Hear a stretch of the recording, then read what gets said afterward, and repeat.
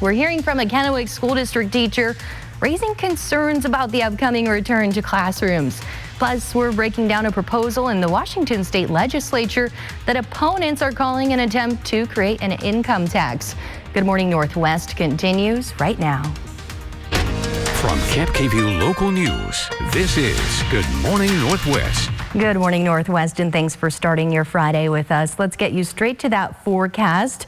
Filling in for Kristen Walls today, we have Jeff Jacobs. Welcome to the show. Yeah, thank you very much, Monica. Yeah, pleasure to be here this morning helping out, and hopefully Kristen is enjoying her day off today out there. Well-deserved one at that. So let's jump outside here. We're going to look at what's going on with weather-wise this morning. You're going to see some clouds overhead. You're going to feel a few sprinkles in some areas, especially around the Tri-Cities area, Lower Columbia Basin, as we do have a small rain system that is actually moving through right now, and that's going to be clearing out as we move through this afternoon across our entire area. Current temperatures right now, 33 Tri-Cities in Yakima and Tompkins, as well as Dayton and Moses Lake. Look at it, a warm spot, which is 37 in Clay Ellen. That's usually not the issue, but we do have a system that's moving over the Cascades right now. Current radar, we're seeing very light cloud cover right now, but more again of that system on the west side of our state. Sunshine, and what does the weekend also have in store for us? I've got that coming up for you in the full forecast.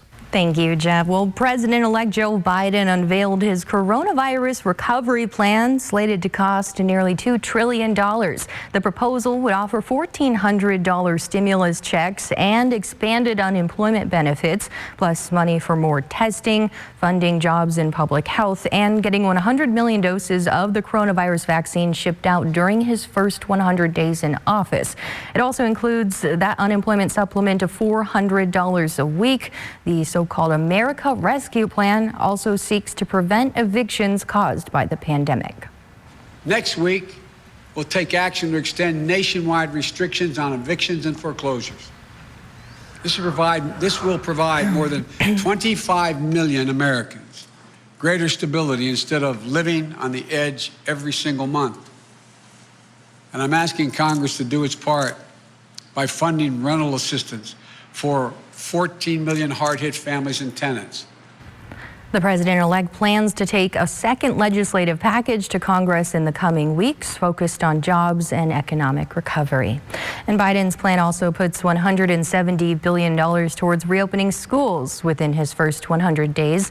Locally, Kennewick School District students are set to return to in-person learning this month, but one KSD teacher says she's nervous for what that decision could mean. Students and their families do have options, though, including returning to school for in-person learning on a hybrid schedule or continuing remote learning. Hybrid is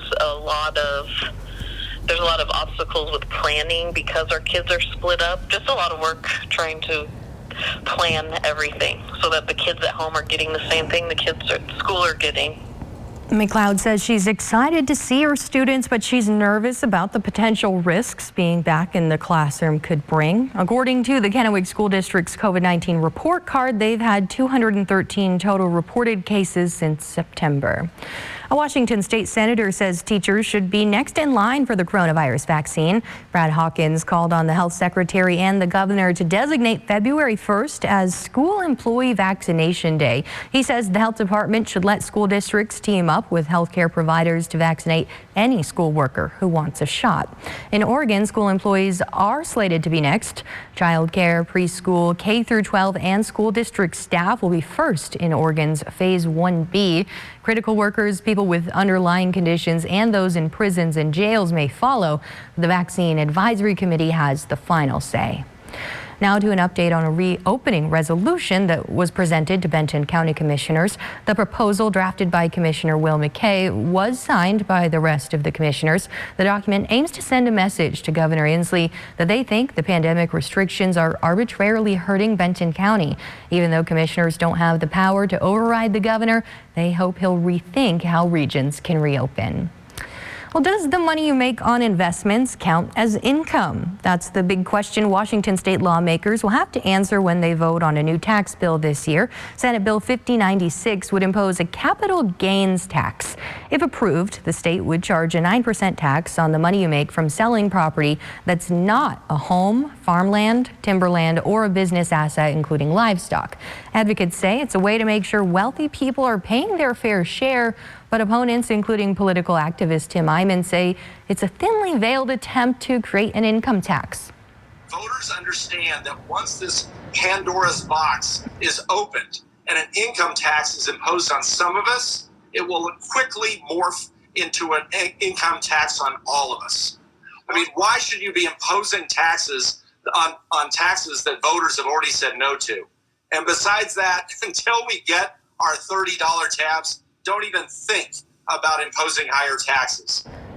If enacted, the tax could face legal challenges. Wildlife advocates are suing to categorize gray wolves as an endangered species again. The Trump administration opted to take wolves off the endangered species list because there are thousands of them across the Rockies, the Pacific Northwest, and the Great Lakes region. But advocates say wolf packs are still recovering in places like California and parts of Colorado and still need protection. And this comes as the Trump administration is opening up millions of acres of land of spotted owl protected habitat in the Pacific Northwest so that loggers can come in and use it. The northern spotted owl is considered threatened, which is a step below endangered. But the American Forest Resources Council says trying to protect the owls has devastated rural communities that rely on the timber industry.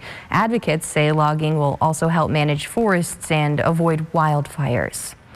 Alrighty, check this out at 6:05. Get ready to break off a piece of a slimmed down Kit Kat bar. Hershey's is expanding its thin candy lineup to include skinny Kit Kats. I don't know, Jeff. I think this kind of defeats the purpose. It kind of does. Would you eat less if they're smaller?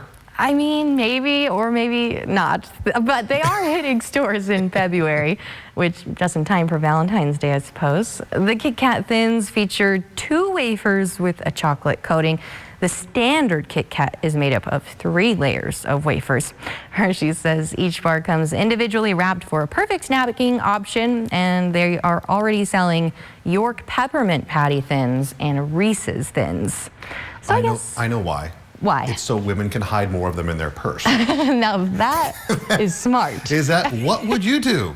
I like a it. Kit Kat bar. Exactly. Well, folks, good morning. 6:05 and news in the way of weather for today. Well, we're going to get through some clouds and a little bit light rain shower this morning. But you know what's really nice this morning? You walk out there and the W, I'm not even going to say the word, the W is not blowing as it was earlier in the week. Yes, and we do have some sunshine to report on as well coming up. Details and all that in your full forecast coming up very shortly. Plus, why so far more women are getting the COVID vaccine than men. We'll explain next. Welcome back at 6:09. According to recent data, women are taking the lead in the vaccine race. A CNN analysis found that roughly twice as many women are getting vaccinated for COVID-19 than men. The data was from a dozen states that publish demographic information online. And at least 3 of these states, Pennsylvania, South Dakota, and Nebraska, records say women account for more than 7 in 10 people vaccinated. Experts say this may reflect more on eligibility, being that healthcare workers and seniors are vaccinated first. Women live longer, and they also represent 76% of full-time healthcare workers, according to a 2019 report from the Census Bureau. The coronavirus pandemic is hitting the U.S. so hard that it's actually lowering the average American's life expectancy. According to a study by the National Academy of Sciences, the average lifetime for an American is being reduced by 1 year and about 6 weeks. This follows a 2-year drop in American life expectancy caused by the opioid epidemic. Because the U.S. has the most COVID-19 cases and deaths by far out of any country, the average life of an American may fall behind other developed nations. Coming up next on Good Morning Northwest, what's in store for the first woman to potentially become the Director of National Intelligence after her confirmation hearing was just postponed? Welcome back at 6:14. President-elect Joe Biden is asking one of his White House nominees to take a side job for his inauguration. Lisa Monaco is Biden's Deputy Attorney General nominee, and he's asked her to serve as his inauguration team's Homeland Security advisor. She will coordinate with security officials on any safety concerns in the days leading up to the inauguration. This as federal authorities warn that domestic extremists are likely more emboldened to carry out attacks on Biden's inauguration. This position lasts only until Inauguration Day, and then she'll go back to preparing for confirmation hearings as the nominee for the second highest position with the Department of Justice. And the very first confirmation hearing for a crucial position in the Biden administration has been postponed in the Senate. President-elect Joe Biden asked for fast-track approval of his nominee for Director of National Intelligence, Avril Haines, but the Senate Committee on Intelligence postponed today's scheduled confirmation hearing, reportedly because one senator wanted to hold the hearings in person rather than remotely. If confirmed by the Senate, Avril Haines, a former top CIA official, would be the first woman to lead the U.S. intelligence community. With the inauguration just days away, incoming First Lady Dr. Jill Biden is moving forward with plans to bring back an Obama-era program for military families called Joining Forces. We're going to build on what we learned during the Obama-Biden administration. We'll continue to listen and work with you, making sure that your experiences and expertise are the North Star of this effort. And that starts today. Now, the goal is to help people across the country find ways to support service members, veterans, and their families with things like education and employment. And it comes as national unemployment is on the rise again. Almost 1 million people filed for unemployment benefits last week. That's the most we've seen since August. But it's down significantly from the spring when almost 7 million people were unemployed. But it's still about 4 times higher than what we would normally expect under normal circumstances. If you want to get a jump on your taxes, you can now. The Internal Revenue Service's free file is open. The government agency works with private companies to help Americans prepare and file their taxes. The service is available to anyone who makes an adjusted gross income of $72,000 or less. Even though this program is free, a government audit found that 14 million people still end up paying for filing. The IRS says it's tried to make it easier for people to file and find their free program on irs.gov. Well, several members of Congress want to award the Congressional Gold Medal to a U.S. Capitol police officer who kept rioters out of the Senate chambers last week. Take a look. Officer Eugene Goodman basically using himself as bait to lure them away from the unguarded chambers where lawmakers were debating Arizona's Electoral College vote count. The bipartisan bill proposed to honor him says Goodman was the, quote, only thing standing between the mob and the U.S. Senate, and that his actions saved lives and defended democracy. Now, Cap KVU First Alert Weather with Jeff Jacobs.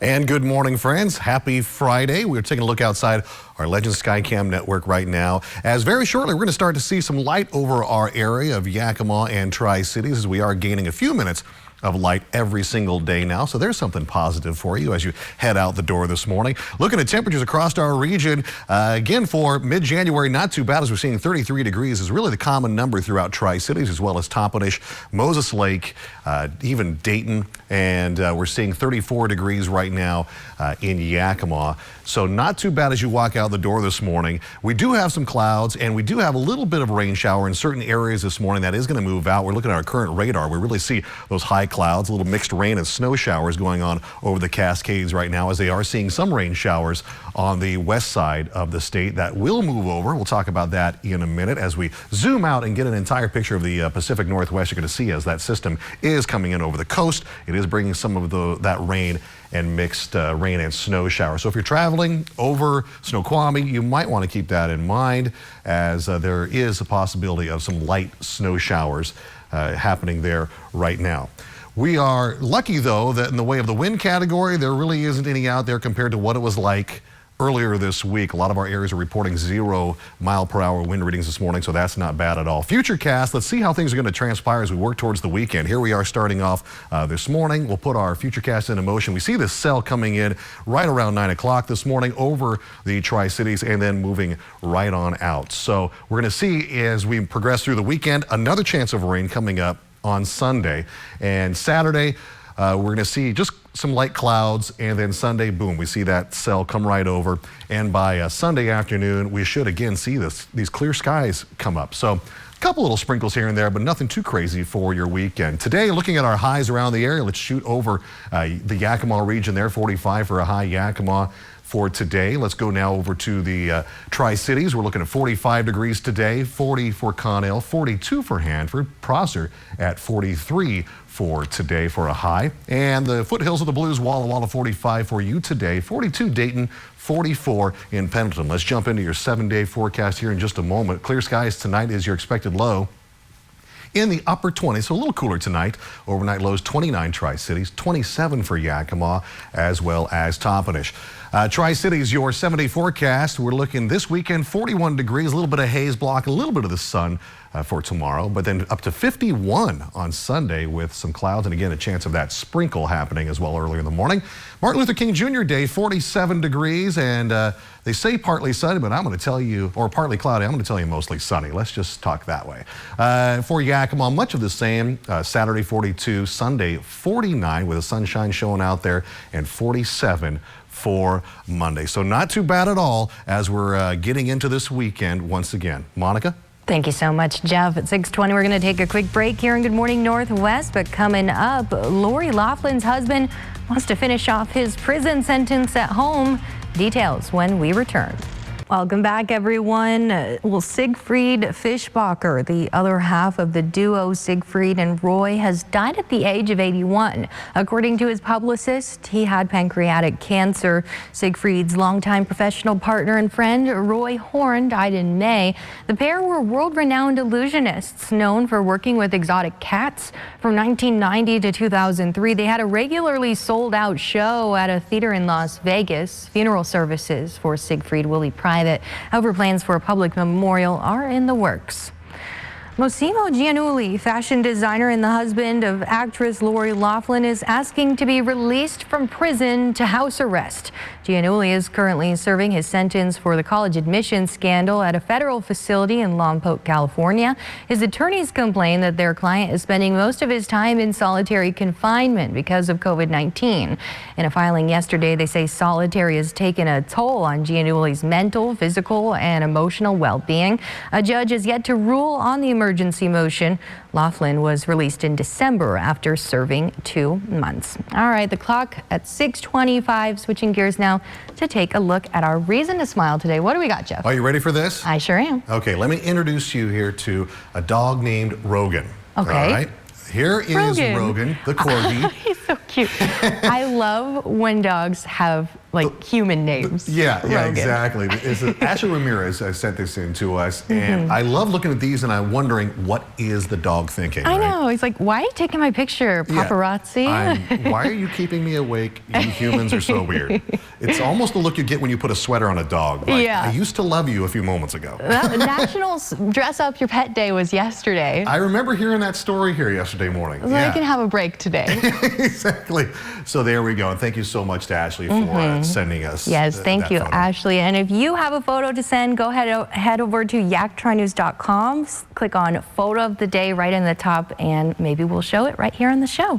Coming up next on Good Morning Northwest, we'll show you how local communities are coming together to make sure the coronavirus vaccine gets to people who need it the most as fast as possible.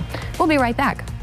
Coming up on Good Morning Northwest, officials are saying the search for a woman missing in Multnomah County after a landslide is now a recovery mission. And we're seeing some clouds over us right now and a chance of sprinkles throughout this morning in certain areas, but that is going to be moving out. We've got your full weather forecast for your entire weekend and more coming up. Good morning. From Camp KVU Local News, this is Good Morning Northwest. Good morning, Northwest, and happy Friday, everyone. Thank you for joining us this morning. I'm Monica Petrozelli. Let's get now over to actually a new face here on Good Morning Northwest, at least. Yeah, good morning, folks, and thank you. I'm Jeff Jacobs, and Kristen has the morning off here this morning, so well-deserved at that. So hopefully she's having a wonderful time, her and her husband, and having fun this weekend. I do know that I did have to interrupt her with a 4 a.m. phone call. So, oh, yeah? Yeah, you know, one of those quick questions like, I forgot how to do something, but no problem at all. So hopefully she's having a wonderful time. Let's jump outside and see what it's looking like. Our Legend Skycam network. Things are barely starting to brighten up out there as the sun is barely starting to make a little bit of light. We do, like I mentioned, we have some rain going on this morning, but just for a little bit, and that's going to lead into some sunshine today. Let's look at our current temperatures outside right now. We're looking at 33 degrees, Tri-Cities, Yakima 34. Really those mid-30s is really the story across our entire region, as it is just slowly starting to warm up. Still a little chilly as you step outside this morning, but not too bad for January. Radar shows some light cloud cover over our area, rain and mixed snow showers on the west side and over the Cascades. Today's forecast, 8 o'clock this morning, looking at 34 degrees, and those sprinkles starting to come down around that time. Lighter rain and going away by noon, and then 4 p.m. today, sunshine and 43 degrees. Thank you so much, Jeff. Well, authorities in Oregon say the search for a missing woman swept away by a landslide is now a recovery mission. 50-year-old Jennifer Moore was driving during the landslide in the Columbia River Gorge, which was triggered by heavy rain and high winds that pounded the Pacific Northwest Tuesday and Wednesday. Moore was an oncology nurse for 17 years. She was married to Charles Moore longer than that. All of her friends that I've ever met, patients I've talked to that she's known and stuff that I happen to meet or something, they all say the same thing. You know, she's a really hard working nurse. I had to go off of work a couple years ago and she took a second job. I had to retire early because of cancer and she took a second job and been working 2 jobs because I didn't have a job. So she's really a hard worker and a good person. Yesterday, search crews used rafts and drove metal poles into the deep mud as they searched for her car. They say they found a piece of the car and oily fluid at the surface of the mud. It leads them to believe Jennifer's car was likely submerged and that she's not alive. More than 200,000 COVID vaccines have been administered so far in Washington state. And now the health department says they're getting ready to give more people a shot at getting the shot. We expect to move into phase 1B in a matter of days. You'll hear more about this accelerated pace very soon. We're working on the details. We need to make sure people at highest risk of getting sick or dying get vaccinated first. Healthcare workers, if you haven't already, they ask that you get yours right away so that they can start focusing on those next groups. And here's what it's all going to look like. After phase 1A comes phase 1B, which includes all people who are 70 and older and some people 50 years and older in multi-generational households. That's when people from 2 or more generations live together, such as an older adult and a grandchild. As Washington picks up the pace, you can keep up at yaktrynews.com. You can find out who will be vaccinated next, whether you're eligible, and how to be alerted as soon as it's your turn. Now to an update on a reopening resolution that was presented to Benton County Commissioners. The proposal, drafted by Commissioner Will McKay, was signed by the rest of the commissioners.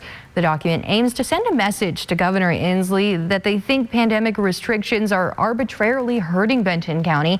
Even though commissioners don't have the power to override the governor, they hope he'll rethink how regions can reopen. In some rural areas, the vaccine rollout has become a ready, set, wait scenario. And when it comes to storing Pfizer's vaccines, which need to be kept in super cold temperatures, that's caused even more roadblocks. And this has been the case for Umatilla, Walla Walla, and Yakima. In Umatilla, Oregon State University lent them a super freezer. In Walla Walla, professors at Whitman College found a proper freezer for Providence St. Mary's Hospital. And in Yakima, AgroFresh Inc. lent 3 freezers to the Farm Workers Clinic and nearby hospitals. I think it goes to show it.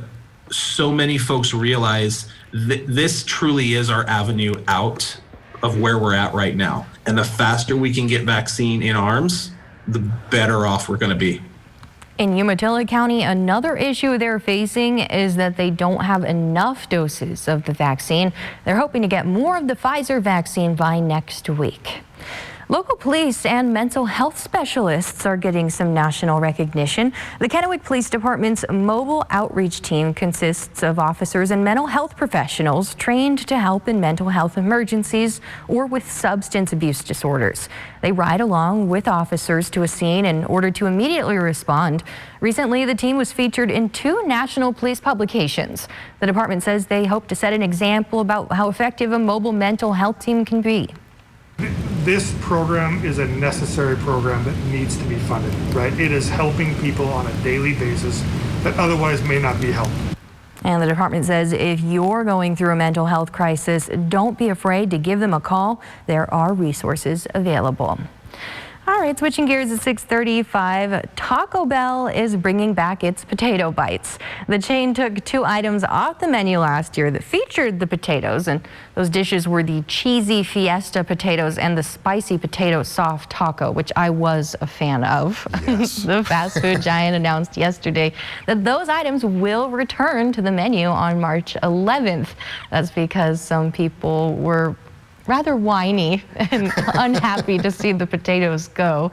A Change.org petition for Taco Bell to not remove all potato items garnered more than 5,000 signatures. Wow, 5,000 signatures. I didn't know you could petition your fast food franchises for what you want. I had no idea. You know, these days there's petitions for just everything, about everything. Right? Yeah. Yep. All right, let's take a quick break here in Good Morning Northwest. But first, let's take that live look outside. Yes, we're looking at some clouds this morning, a couple showers throughout the weekend, but really we're going to have a sunny, beautiful weekend. So let's just stay positive. Full forecast and more details coming up. Plus, experts say the pandemic has caused a spike in drug overdose deaths in Washington. More details next.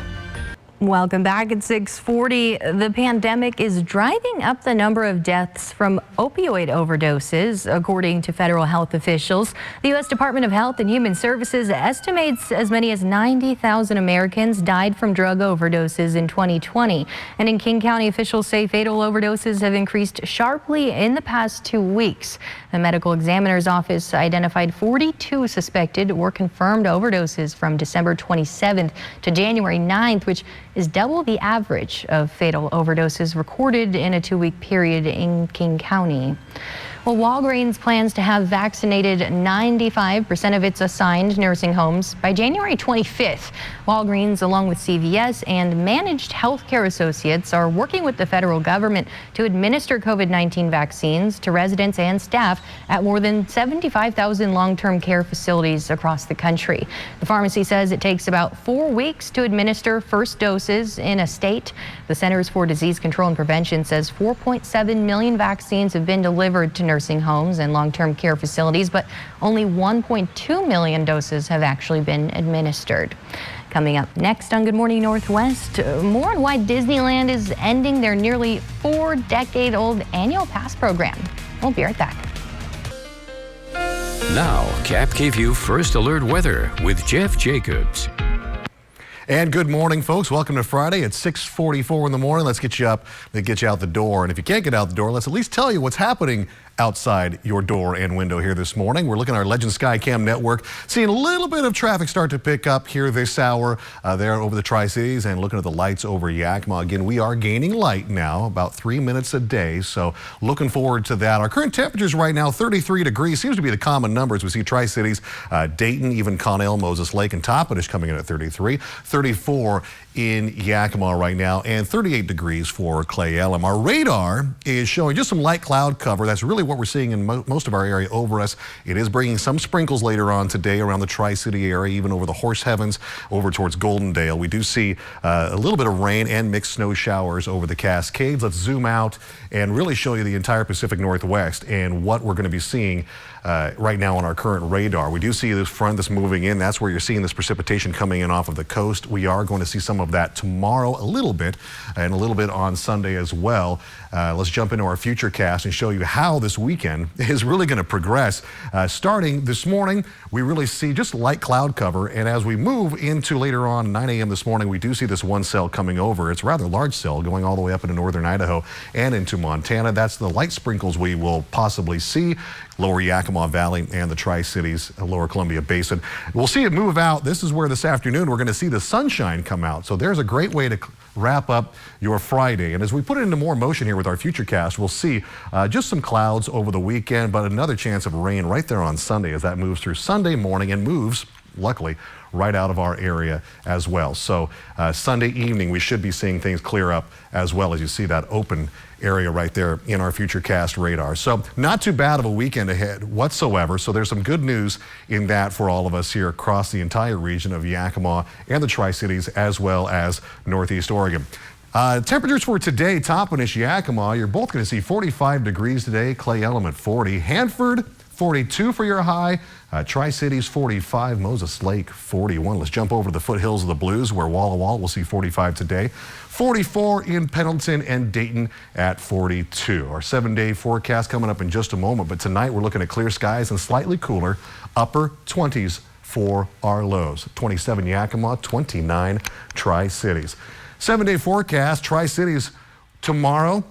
A little bit of haze as we get up in the morning, but really not too bad. Again, we spoke about a slight sprinkle that could happen. 41 for your high, and Sunday 51.